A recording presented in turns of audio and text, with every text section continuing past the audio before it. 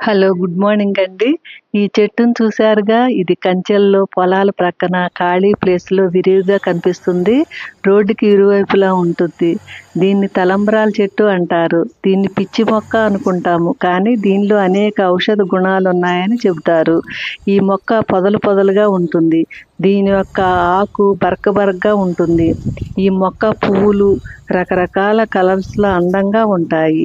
ఈ మొక్కను అత్తాకోడళ్ళ చెట్టు అని, సీతమ్మ వారి తలంబ్రాల చెట్టు అని, గాజుకంప చెట్టు అని రకరకాల పేర్లతో పిలుస్తూ ఉంటారు. అమెరికా, ఆఫ్రికా ఖండాలు దీని జన్మస్థానం. ఈ మొక్క అన్ని దేశాలకు కూడా తర్వాత వ్యాప్తి చెందటం జరిగింది. దీని యొక్క శాస్త్రీయ నామం లాంటానా కెమెరా. దీనిలో 150 జాతులు ఉన్నాయని అంటారు. గిరిజన ప్రాంతాల్లో ఈ మొక్కలతో బుట్టలు తయారు చేసి మామిడి పండ్లను రవాణా చేయటానికి వాడుతూ ఉంటారు. పొలాలు ప్రక్కన విరివిగా గుబురుగా ఉండటం వలన అనేక రకాల పక్షులు గూళ్ళు కట్టుకుంటాయి. ఈ పక్షులు పంట పొలాల్లో ఉండే పురుగులను తినడం వలన రైతులు లాభం చేకూరుతుంది. ఈ మొక్కలను కుష్ఠవ్యాధి నివారణకు, ఆస్తమాకు, చికెన్ పాక్స్ తగ్గడానికి, చర్మ దురదలకు దీన్ని వాడతారు అని ఆయుర్వేద నిపుణులు కొందరు చెప్తారు.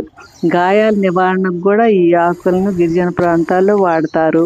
పాము కాటుకు కూడా దీని ఆకులు పనిచేస్తాయి అంటారు. ఈ మొక్క ఆకులను ఎండబెట్టి వాటిని కాల్చడం ద్వారా దోమలు పోతాయి అంటారు.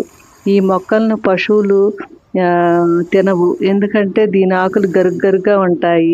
వీటి పళ్ళు కొన్ని గిరిజన ప్రాంతాల్లో తింటూ ఉంటారు. కానీ ఈ పళ్ళు విష ప్రభావాన్ని కలిగి ఉంటాయని చెప్పేసి కొందరు నిపుణులు చెప్తున్నారు. దీన్ని పాయిజనస్ ప్లాంట్ అని కూడా అంటారు. గవద బిళ్ళలు తగ్గటానికి కూడా